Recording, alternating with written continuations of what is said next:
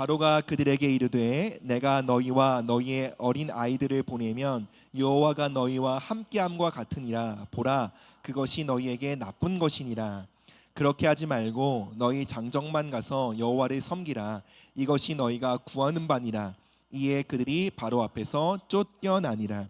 아멘. 여러분, 하나님은 이스라엘 백성들을 애굽의 압제 속에서 건져내사 그들을 하나님을 섬기고 예배하는 백성들로 세우시길 원하셨어요. 그 일을 위해 하나님이 하나님의 종 모세를 바로에게 보내셨죠.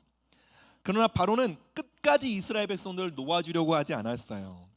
여러분, 바로는 이 세상의 왕 사단을 상징합니다. 애굽을 10가지 재앙으로 치죠. 이 10가지 재앙이 어떤 재앙입니까? 애굽을 다스리던 그 당시 애굽 사람들이 숭배하던 그 우상들을 깨트리는 심판이었어요.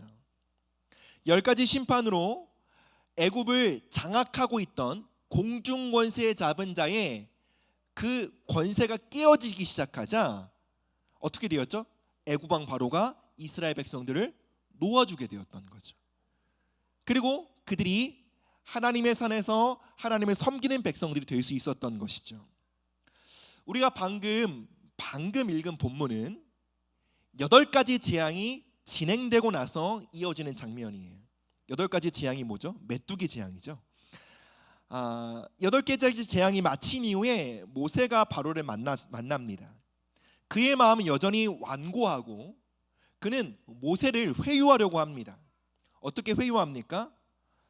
너희들 가도 좋다. 근데 어른들만 가라.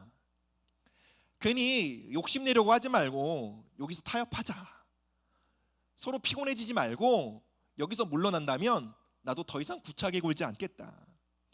너희들 하나님 예배하러 간다고 하지 않았냐? 그럼 너희들끼리 가는 게 편할 거다. 굳이 자녀들까지 끌고 가면 더 복잡해지고 귀찮고 힘들지 않냐? 아이들까지 데려갈 이유는 없지 않냐? 어른들은 보내주겠다. 단 아이들은 놓고 가라. 어른들만 가서 너희가 원하는 대로 하나님을 예배하라 라고 회유했던 거죠. 이건 바로가 이스라엘 백성들 전부를 끝까지 놓아주지 않았던 것은 아직 애굽의 신들이 모두 심판받지 않았기 때문이에요. 즉 영적 전쟁이 끝나지 않았기 때문이죠.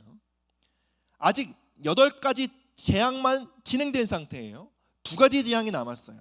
심판받아야 할 중요한 세력이 어둠의 세력들이 남아있는 거예요. 아직 결정적인 영적 전쟁이 남아있는 것이죠.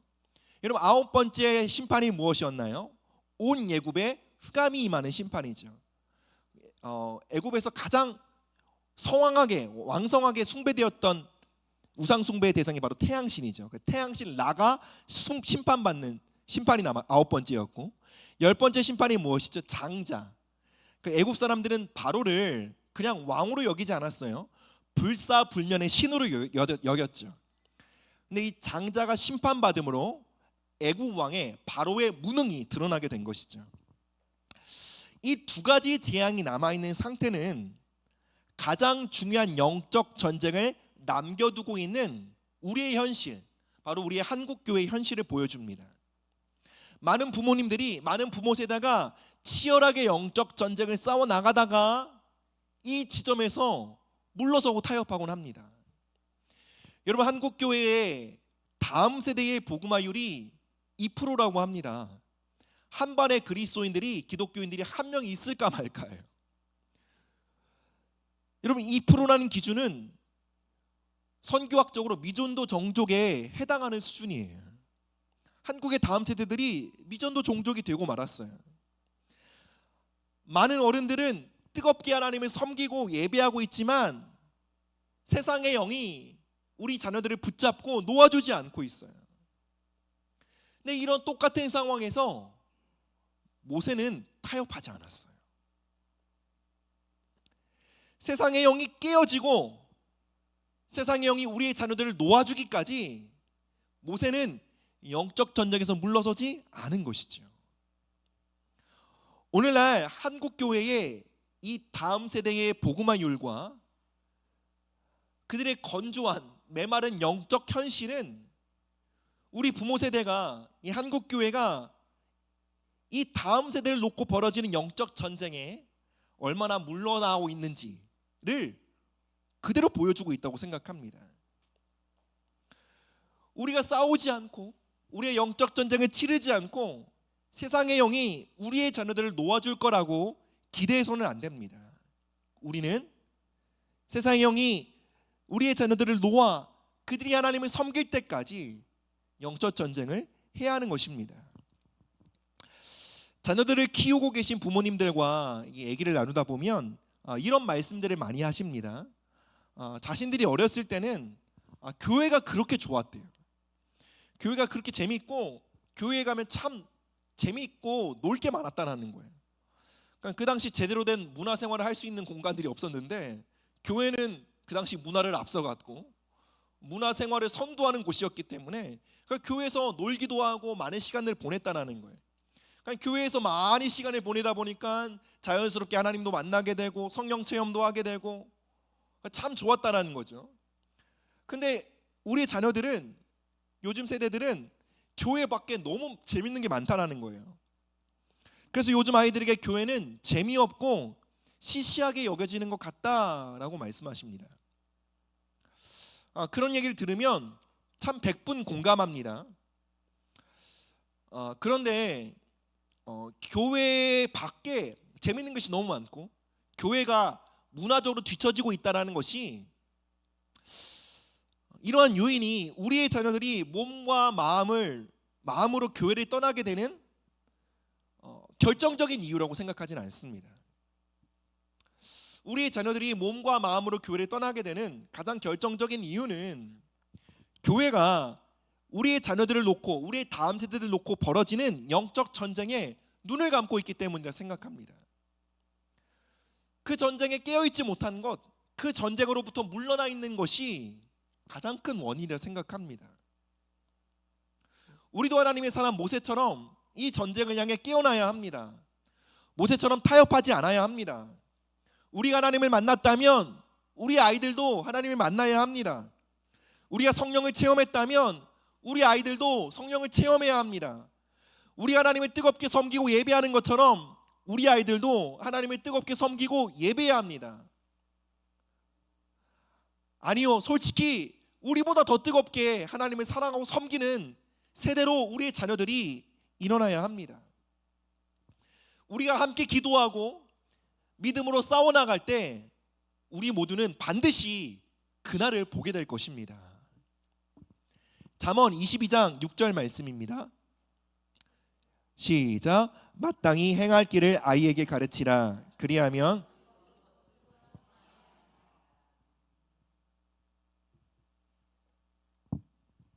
이 말씀은 단순히 조기 교육이 중요하다라는 것을 말하고 있는 것이 아닙니다.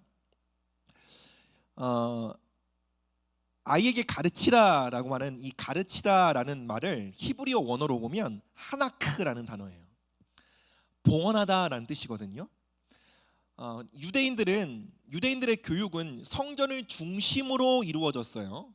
그렇기 때문에 봉헌하다라는 이 단어가 가르치다라는 뜻과 함께 쓰이게 된 것이죠.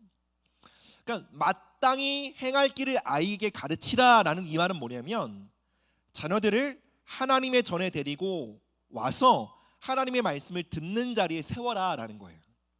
그러니까 자녀들과 함께 예배의 자리, 말씀의 자리에 나오라라는 권면이에요. 그리고 이것이 뭐라고요? 자녀들을 하나님께 봉헌하는 거래요. 그리고 우리가 이렇게 자녀들을 예배의 자리로 데리고 나와 말씀을 듣는 자리, 예배의 자리로 함께 나와 그들을 하나님께 봉헌할 때에 그것을 통해 자녀들의 인생에 길이 새겨지게 된대요. 그러니까 처음에 길을 내는 건 좀 어렵죠. 근데 길을 없는 곳에 길을 생기는 것은 어렵지만 그 예배를 통해 자녀들과 함께하는 그 예배의 자리, 말씀의 자리를 통해 자녀들의 마음과 인생에 길이 나게 된다는 거예요. 그러니까 예배의 자리에서 자녀의 손을 잡고 예배하고 자녀를 끌어안고 기도하고 함께 예배하고 기도하는 그 부모의 모습은 자녀들의 마음에 지워지지 않는 흔적이 된다는 거예요. 그리고 그 길이 닦이면 늙어서도 그 길을 떠나지 않게 된다는 거예요. 그러니 힘들더라도 그 길을 닦는 수고를 해야 한다는 것이죠. 그 수고를 하는 것은 고통이 따릅니다. 아픔이 있을 수 있습니다. 그러나 하나님이 그것을 뭐라고 말씀하시죠? 그것이 하나님을 향한 예배요, 봉헌이라는 거예요. 많은 교회 교육 전문가들이 오늘날 다음 세대들이 급속도로 교회를 떠나는 원인에 대해 여러 가지를 평가하지만 그 중에 중요한 원인 중에 하나가 뭐냐면, 부모들이 교회에 와서 자녀들을 그냥 교육부서에 던져놓고 끝내는 거예요.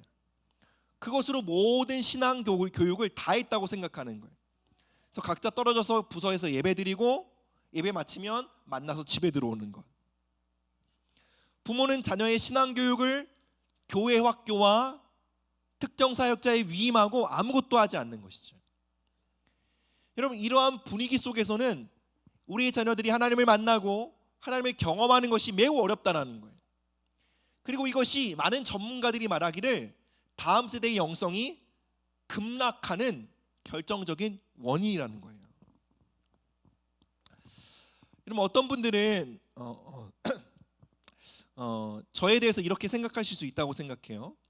제가 예배당에서 아이들이 예배를 방해하는 부분에 있어서 너무 관대한 것 아닌가, 너무 너그러운 것 아닌가라고 생각하시는 분이 있을지 모르겠어요. 그리고 뭐 아이들이 좀 웬만큼 떠들고 난리를 쳐도 우리 목사님은 별로 영향을 받지 않는구나 라고 생각할지도 모르겠어요. 근데 사실 그렇지 않습니다. 사실 대단히 신경 쓰이고 힘들어요. 저도 정말 한 예민함 하는 사람이거든요. 그것에 영향을 받지 않는 목회자는 아무도 없을 거예요. 그러니까 앞에서 예배를 인도하는 그 시간은 굉장히 집중력이 필요한 시간이에요. 그래서 아이들의 어떤 돌발 행동으로 어떤 예배의 흐름이 깨어지면 그것이 굉장히 스트레스가 되고 부담이 되는 것이 사실이에요. 그럼에도 불구하고 제가 이 자리에서 함께 예배드리는 아이들의 어떠한 좀 그것이 너무 과하지 않으면 그 부분들을 제가 감내하는 이유는 단 한 가지예요. 어떻게 해서든 자녀들을 이 예배의 자리로 데려오려고 하는 부모의 영적 전쟁을 존중하고 지지하기 때문에 그래요. 그 부모의 수고와 애씀에 대해 포기하지 말라고 격려하고 싶기 때문에 그래요. 그리고 그 싸움을 그냥 단순히 저는 여기서 한 예배를 잘 인도하고 끝내는 것이 아니라, 부모가 자녀를 붙들고 예배하는 게 얼마나 힘들어요. 그 영적 전쟁이거든요. 그 강단에서 그 싸움을 함께 싸우고 싶기 때문에 그래요.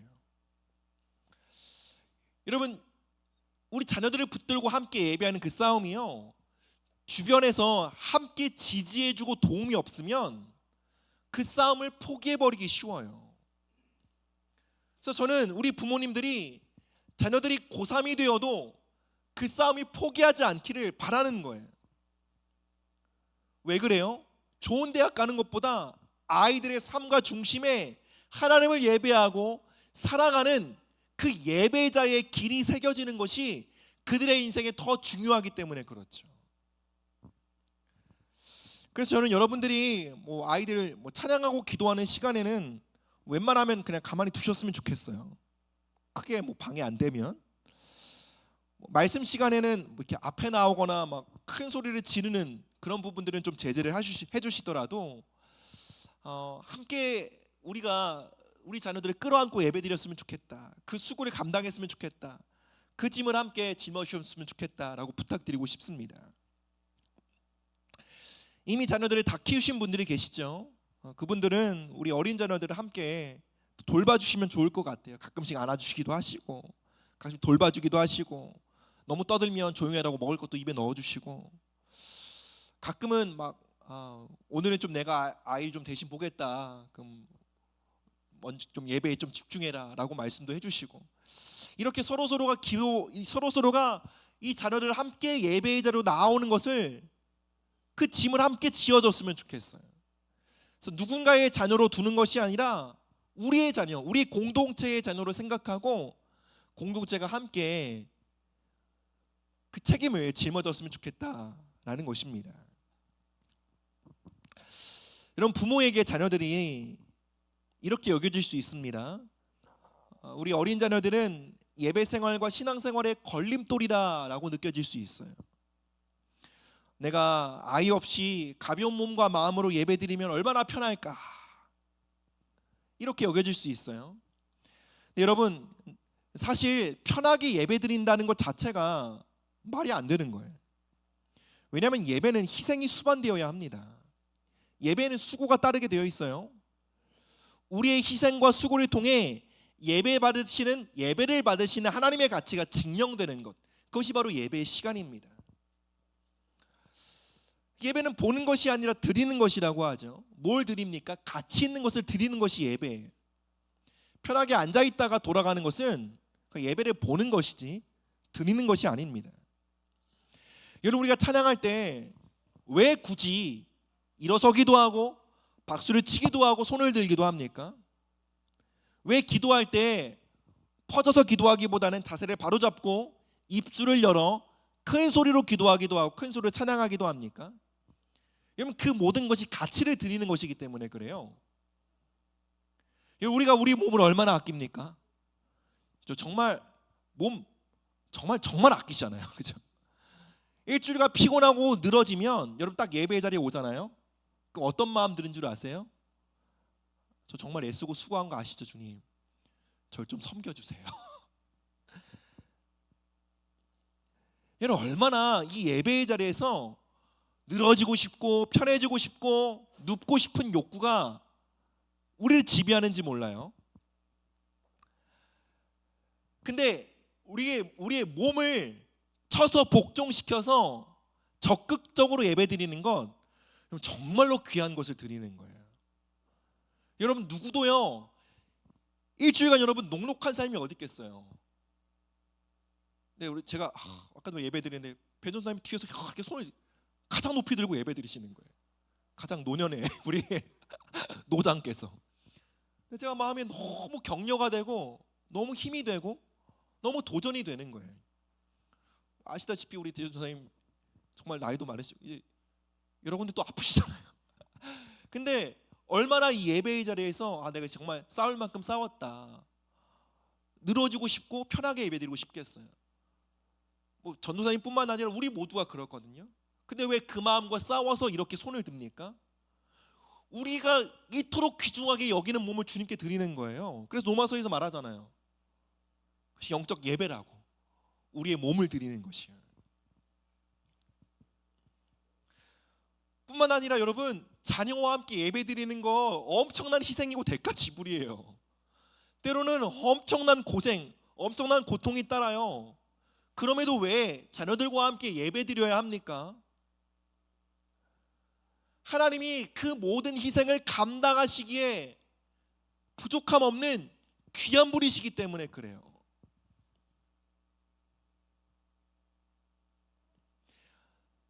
사랑하는 여러분, 예배에 가치를 들여 예배하시기 바랍니다. 몸을 들이십시오. 우리의 자녀들과 함께 예배하십시오. 그 희생과 수고를 기꺼이 감당하시기 바랍니다. 우리의 몸뿐만 아니라 우리의 자녀들은 우리가 하나님께 드려야 할 가장 값진 재물이고 가장 귀한 예물입니다. 창세기 22장 5절 말씀 보겠습니다. 시작. 이에 아브라함이 종들에게 이르되 너희는 나귀와 함께 여기서 기다리라. 내가 아이와 함께 자기 가서 예배하고 우리가 너희에게로 돌아오리라 하고. 여러분, 아브라함은 한평생 예배의 삶을 살았거든요. 근데 그의 예배의 절정, 그의 믿음의 클라이막스, 그가 하나님께 드릴 수 있는 순종의 절정은 뭐였죠? 이삭과 함께 예배하는 거예요. 여러분, 이 아브라함의 고백을 보세요.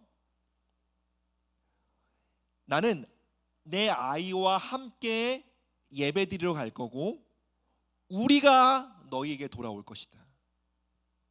그러니까 이 믿음 속에 내가 이삭을 바쳐 예배할지라도 죽일지라도 하나님이 부활시켜 줄 것에 대한 믿음을 담고 있죠. 그러니까 아브라함은 단순히 예배의 도구가 아니라 함께 예배하는 예배자로서 이삭을 끌고 안고 있는 거예요. 아브라함은 이삭과 함께 하나님을 예배함으로 하나님을 향한 그의 순전한 믿음을 확증했습니다. 여러분, 이 장면은 우리 모두가 자녀들과 함께 예배를 나아가는 것이 얼마나 힘든 일인 것을 보여주는 것과 동시에 그 믿음을 하나님이 얼마나 순전한 믿음과 아름다운 제사로 받으시는지를 보여주고 있는 거예요. 그것은 결코 쉬운 결단이 아닙니다. 정말 아이의 생명까지도 아끼지 않는 예배예요. 근데 하나님께서 그 결단을 보시고 아브라함에게 이렇게 말씀하시죠. 아브라함아, 내가 내 아들 내 독자까지도 내가 아끼지 아니하였으니 내가 이제야 내가 하나님을 경외하는 줄을 아노라. 여러분, 하나님을 경외하는 것이 무엇입니까? 하나님을 예배하는 일에 자신의 몸도 아끼지 않는 것이 하나님을 경외하는 거예요. 하나님을 예배하는 일에 자신의 자녀도 아끼지 않는 것이 예배하는 거예요. 즉 예배에 총동하는 것이 하나님의 경외하는 거예요. 하나님을 예배한다 그러면 모든 것을 총동원하여 예배하는 것, 이것이 바로 하나님을 경외하는 거예요. 자녀들과 예배하는 것 쉽지 않습니다. 여러분, 아브라함이라고 쉬웠겠어요? 쉽지 않으니까 하나님 이렇게 칭찬하시겠죠. 쉽지 않습니다. 그러나 여러분, 하나님을 경외하는 자들은 그 모든 장애물들을 뚫고 나아갈 거예요. 얼마나 딱하고 힘듭니까? 저 뒤에서 제 아내도 그렇고 시서희 집사님도 그렇고 얼마나 딱하고 불쌍합니까? 그런데 여러분, 정말 이 자리까지 나오기까지 그 마음에 하나님을 경외하는 마음이 있다고 믿어요. 그 마음이 결코 식지 않도록, 꺾이지 않도록, 여러분, 이것은 정말 공동체의 보화예요. 그리고 이 불씨가, 그러니까 자녀들을 끌고 오기까지 그 불씨가 꺼지지 않도록, 나는 젊었을 때 꺼트렸지만 그러나 우리 이 믿음의 바톤을 이어가는 우리 누구누구는 이 불씨가 꺼지지 않도록 우리가 보호해야 해요. 가끔 봐주기도 하시고, 우리 또 우리 권사님 씨앗 먹을 것도 많이 주시고 얼마나 감사한지 몰라요. 근데 저는 그게 정말 작은 게 아니에요. 그렇게 먹을 거 받으면 애들이 어떻게 돼요? 뭐 어려서 통하는 거겠지만 이 자리 기쁨으로 오잖아요. 근데 그런 수고, 애씀, 애정, 그걸 하나하나가 우리 젊은 부부들 안에 있는 하나님을 경외하는 마음으로 자녀들을 이 자리까지 끌고 오는 그 마음의 불씨를 지켜온다고요. 그리고 불씨는 여러분 정말 하나님 나라의 보화예요. 여러분, 그 불씨는 정말 이 건물보다 귀해요. 제가 DTS 하와이 코나에서 제가 DTS 하와이 코나에서 훈련 받았잖아요. 여러분, YM이라는 단체가 뭐 들어서 아시나 모르겠지만 참 예배의 유업이 정말 탁월한 공동체예요. 그래서 예배의 자리에 하나님 놀라운 기름 부으심과 하나님의 임재가 강력한 곳입니다. 근데 이게 유스 위드 미션이기 때문에 대부분 훈련에 젊은 사람들이 와요. 그러니까 대부분 저와 함께 훈련 받는 사람들이 싱글 청년들이었어요. 그러니까 자유롭잖아요. 그러니까 막 예배의 자리에 막 마음껏 참여하고 막 은혜 받고 막 그러는 거예요.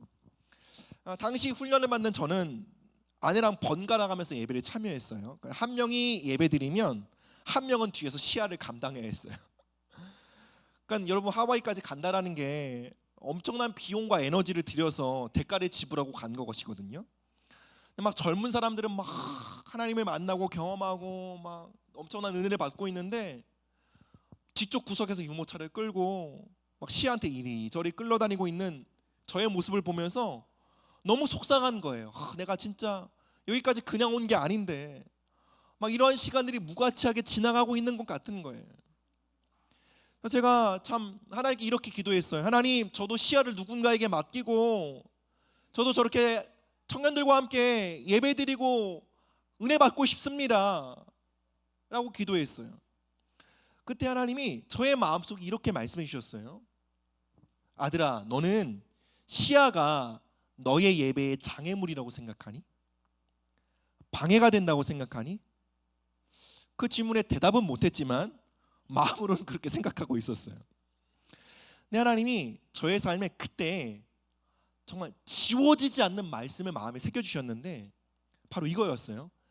아들아, 시야는 내가 너에게 준 향유 옥합이야.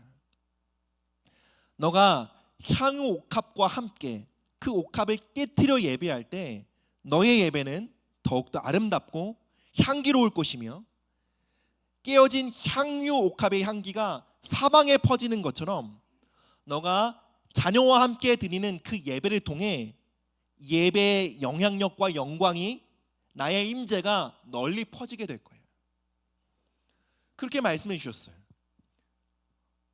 그때 제가 예배 뒷자리에서 유모차를 끌고 이렇게 시야를 돌보고 있다가 시야를 끌어안고 하나님께 드려서 이렇게 들고 고백했어요. 하나님, 이 아이는 저의 향유 옥합입니다.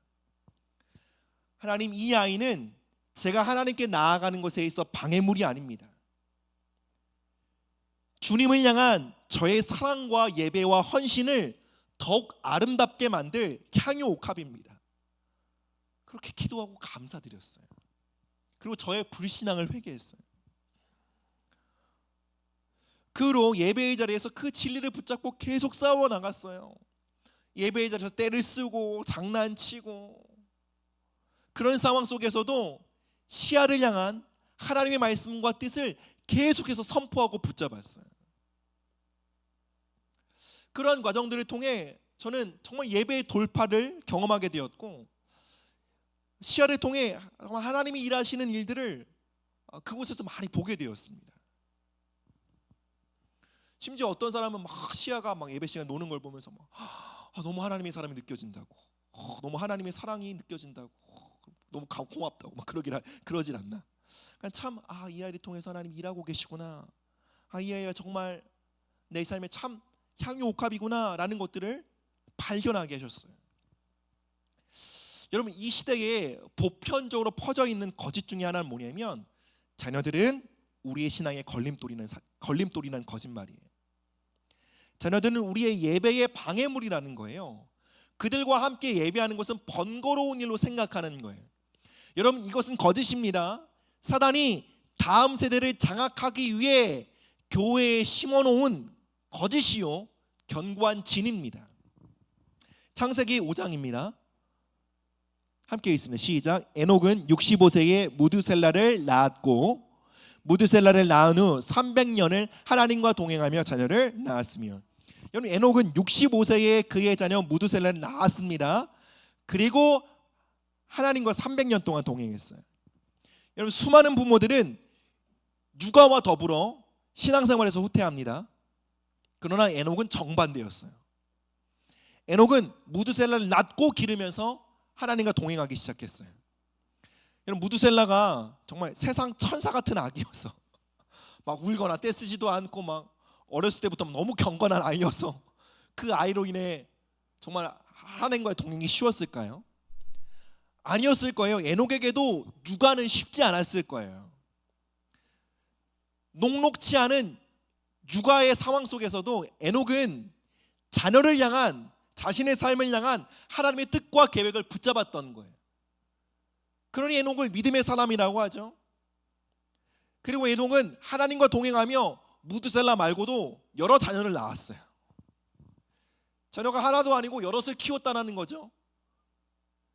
요즘 정말 아이를 하나만 낳아도 영적으로 아주 교회에서 물러서기가 십상인데, 자녀를 여럿 키우면서도 하나님과 더 깊이 동행했다는 거예요. 여러분, 어떻게 이럴 수 있었을까요? 그것이 하나님의 뜻이기 때문에 가능한 거예요. 하나님의 계획과 뜻과 목적이기 때문에 가능한 거예요.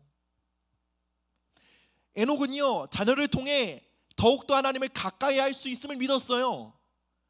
자녀를 통해 더욱더 하나님을 예배할 수 있게 됨을 믿었어요. 자녀를 통해 하나님과의 친밀함이 증대될 것을 믿었어요. 자녀를 키우는 과정들을 통해 하나님 아버지의 마음을 더욱더 알게 될 것을 믿었던 거예요. 자녀가 축복의 통로임을 믿었던 거예요. 보이는 현실은 그렇지 않을지라도 하나님의 말씀을 붙잡고 싸워간 거예요. 애가 떼를 쓰고 울고 그럴지라도 아이를 붙잡고 하나님의 말씀을 붙잡는 거예요. 이 아이는 축복입니다. 이 아이를 통해 저는 더 하나님을 깊이 알아갈 것입니다. 여러분, 성경에서 가장 무서운 말이 뭐예요? 너희 믿음대로 되라입니다. 우리가 하나님의 약속과 말씀을 믿고 믿는다면 그대로 될 거예요. 반대로 그것을 믿지 않는다면, 여러분, 믿지 않는다는 것이 무엇이죠? 하나님의 약속 말고 다른 것을 믿는다는 거예요. 하나님의 약속이 아닌 다른 것을 믿는다면 그대로 된다라는 거죠. 여러분, 우리 자녀들을 향해 어떠한 믿음을 갖고 계십니까? 그 믿음대로 우리는 열매를 거두게 될 것이라는 거예요. 이사야 43장 7절 말씀입니다. 시작. 내 이름으로 불려지는 모든 자 곧 내가 내 영광을 위하여 창조한 자를 오게 하라. 그를 내가 지었고 그를 내가 만들었느니라. 여러분, 우리의 자녀들은 하나님의 선물이고 축복입니다. 아멘. 아멘. 우리의 자녀들은 하나님의 영광을 위해 창조된 자들입니다. 부모로서 우리는 이것을 믿어야 합니다. 지금 자녀들의 모습이 어떠하건 어리건 크건 교회 안에 있건 심지어 교회 밖에 있건, 여러분, 부모는 이것을 믿어야 합니다. 그들은 하나님의 영광을 위해 창조된 자라는 것을. 부모는 자녀들을 향한 하나님의 계획과 뜻을 선포하는 선지자가 되어야 합니다. 이것이 부모의 영적 싸움이에요. 그럼 선지자의 역할이 무엇이죠? 선지서를 보면 미래에 대한 기록은 많이 없어요. 선지자가 했던 일은 뭐냐면 하나님의 백성들을 향한 하나님의 뜻과 계획과 마음을 선포하는 거예요. 그들을 향한 하나님의 창조 목적, 그들을 향한 하나님의 마음과 계획을 끊임없이 선포하는 거예요. 그것이 선지자의 역할이고 선지자의 영적 싸움이었어요. 눈에 보이는 현실은 그렇지 않다 할지라도 하나님의 말씀을 붙잡고 그 말씀을 견고히 붙잡고 선포하는 거예요. 언제까지요? 그 말씀이 이루어질 때까지요. 하나님의 뜻과 계획과 목적이 그들의 삶 가운데 나타날 때까지요. 그 말씀을 붙잡고 선포하는 것, 이것이 바로 선지자의 싸움이었어요. 부모들은 자녀들을 향한 가장 권위 있는 선지자입니다. 우리는 우리의 자녀들을 향한 하나님의 마음과 하나님의 목적, 계획과 뜻을 선포함으로 이 시대에 만연해 있는 다음 세대들을 향한 사단의 거짓말들을 대적해야 합니다.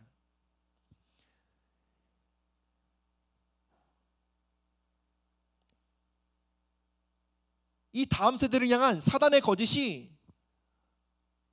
너무 팽배하기 때문에 보편적인 진리처럼 너무 크게 웅변하고 있어요. 이러한 시대 속에 우리는 더 크게 외쳐야 해요. 사단의 거짓을 압도할 정도로 외쳐야 합니다. 우리의 자녀들은 우리의 향유 옥합입니다. 우리의 자녀들을 통해 더욱더 하나님과 친밀해질 거예요. 우리의 자녀들을 통해 하나님의 영광을 보게 될 거예요. 하나님은 우리의 자녀들을 부르고 계십니다. 그들을 하나님께 오게 하라라고 말합니다. 그들이 하나님께 나와 예배하도록 하라라고 권면합니다. 어떻게 그것을 합니까? 그들을 향한 하나님의 목적과 계획과 뜻과 하나님의 마음을 선포함으로 그 일을 할 수 있습니다. 우리의 자녀들이 하나님께 나오는 일에 있어서 걸림돌이 되어서는 안 됩니다. 무엇이 걸림돌입니까? 우리의 불신앙이요. 아유, 쟤네들은 저래. 예배의 걸림돌, 귀찮음, 방해물로 여기는 거예요. 그 불신앙이 우리의 자녀들이 하나님께 나아가는 것에 대한 장애물이 된다고요. 우린 도리어 우리의 자녀들을 향해 이렇게 고백해야 합니다. 하나님, 나의 자녀들은 하나님의 영광을 위해 창조된 예배자입니다. 그들의 삶을 향한 하나님의 창조 목적과 계획을 선포해야 합니다. 어느 때까지요? 나타날 때까지요. 만져진 바 될 때까지요. 그들의 삶에 열매 맞을 때까지요. 그것이 영적 싸움이에요. 영적 전쟁이에요. 여러분, 지난 수요일 영적 전쟁에 대해서 말씀을 나누면서 영적 전쟁은 책임을 자각하는 것이라고 말씀드렸죠. 하나님께서 맡기신 책임을 다할 때 우리의 영적 권위가 증가돼요. 다 큰 것 같아도 결혼하기 전까지는 부모는 자녀의 삶에 가장 큰 영향을 끼치는 존재예요. 긍정적이든 부정적이든 부모는 자녀에게 가장 큰 영향력을 끼칠 수 있는 존재입니다. 우리가 부모의 자리에서 책임을 다하지 않으면 여러분 우리는 영적 권위를 잃어버리게 돼요. 영적 권위는 자녀들의 삶의 보호막이에요. 보호막을 잃어버린 자녀들은 세상의 영의 표적이 됩니다. 부모는 자녀들을 향한 하나님의 계획과 뜻과 목적과 부르심과 하나님의 마음을 선포함으로 그들의 삶에 부모에게 주신 영적 권위를 집행해야 해요. 그럼 어떻게 된다고요? 그들의 삶에 하나님의 보호막이 펼쳐진다고. 그들의 삶에 하나님의 계획과 목적과 그들의 삶에 하나님의 부르심을 선포함으로 그들이 언제나 하나님의 보호막 아래 살아가도록 해야 한다는 거예요. 우리 마지막으로 하나님 말씀 읽고 마치겠습니다. 이사야 58장 12절입니다. 시작. 내게서 날 자들이 오래 황폐된 곳들을 다시 세울 것이며 너는 역대의 파괴된 기초를 쌓으리니 너를 일컬어 무너진 데를 보수하는 자라 할 것이며 길을 수축하여 거할 곳이 되게 하는 자라 하리라. 여러분 이 말씀 다음 세대를 위한 기도 모임 주제 말씀이거든요. 하나님께서 우리 자녀들이 오래 황폐된 곳을 다시 세울 자라고 말씀하세요. 역대의 파괴된 기초를 쌓을 자라고 말씀하고 계셔요. 여러분 우리의 눈에 보이는 아이들이 정말 예배의 트러블 메이커로 보일지라도 하나님의 말씀이 그렇게 말씀하시면 그게 진짜예요. 그리고 이 말씀을 붙들고 이 말씀이 잉태되어 해산하기까지 싸우는 게 선지자의 역할이었고 자녀들의 삶에 가장 권위 있는 선지자는 부모입니다. 우리는 자녀들을 향해 이렇게 고백해야 합니다. 하나님, 우리의 자녀들은 이 땅에 무너진 예배의 제단을 회복할 자들입니다. 지금 예배 드리는 모습이 엉망일지라도요, 그 속에서도 외치라고요. 그것이 영적 전쟁입니다. 기도 부탁한다면서 부정적인 말 하지 마세요. 기도 부탁한다면서 아유 얘가 언제 정신 차리나 걱정과 한숨 내쉬지 마세요. 믿음으로 선포하세요. 계속적으로 말하세요. 이 아이를 향한 하나님의 목적과 뜻을 말하세요. 이 아이는 하나님의 영광을 위해 창조된 자이며 이 땅에 거룩한 하나님의 나라를 세워갈 하나님의 사람임을 선포하세요. 눈에 보이니까 그렇게 말하는 건 영적 싸움이 아니에요. 현실은 황폐한데 하나님의 약속이 있으니까 그 약속 붙들고 말하는 게 영적 싸움이에요. 말씀을 맺겠습니다. 사랑 여러분, 우리의 자녀들은 우리 다음 세대들은 하나님의 보호 아래 있다고 생각하십니까? 우리가 부모로서 영적 책임을 다하지 않기에 하나님의 보호 밖에 있다고 여겨지지 않습니까? 그러니까 우리가 무엇에서 무책임했는데요? 자녀들과 함께 예배의 자리로 나아가는 그 싸움에서 물러나 있잖아요. 그리고 자녀들을 향해 너무 세상적인 기준으로 말하고 판단하고 생각하시잖아요. 그러기에 우리 자녀들의 삶에 하나님의 보호막이 걷어지고 우리 아이들의 삶에 세상의 영이 너무 쉽게 출입하고 있지 않냐는 거예요. 여러분, 교회가 이 영적 전쟁에 물러섰기에 이 한국교회의 다음 세대들이 급속도로 무너지고 있습니다. 이제 우리는 모세처럼 싸워야 합니다. 어떻게 해요? 그들을 향한 하나님의 계획과 목적을 선포해야 해요. 함께 예배의 자리로 나와야 해요. 힘들지만요. 이제 더 이상 물러서지 말아야 합니다. 사단이 이 세상의 영이 우리 자녀들을 놓아줄 때까지 우리 함께 끝까지 이 싸움을 싸워가길 원합니다. 함께 기도하시겠습니다. 여러분, 우리 자녀들을 향한 영적 전쟁이 무엇입니까? 어떤 상황 속에서도 우리 자녀들을 향한 하나님의 약속의 말씀을 붙잡고 그 말씀과 완전히 연합하여 그 말씀을 선포하는 거예요. 그들의 지금의 예배의 태도가 어떠하든, 그들과 지금 하나님과의 관계가 어떠하든, 또 그들이 어떠한 죄악 가운데 연약함 가운데 있다 할지라도, 여러분, 우리 영적 싸움은 이것이에요. 그들을 향한 선지자가 되는 거예요. 우리의 자녀들은 하나님 이 땅의 예배의 제단을 회복할 자들입니다. 이 땅에 거룩할 하나님의 나라를 세워갈 자들입니다. 하나님의 영광을 위해 창조된 자들입니다. 하나님을 예배하며 하나님을 사랑하며 하나님을 가까이 섬길 거룩한 예배자임을 선포합니다. 하나님이 이 하나님의 거룩하신 뜻이 풀어질 때까지 하나님의 말씀에 서서 끝까지 싸워내는 우리 믿음의 부모들 될 수 있도록 도와달라고 우리 함께 예수 그리스도의 이름 부르며 우리 간절히 기도하며 나가도록 하겠습니다.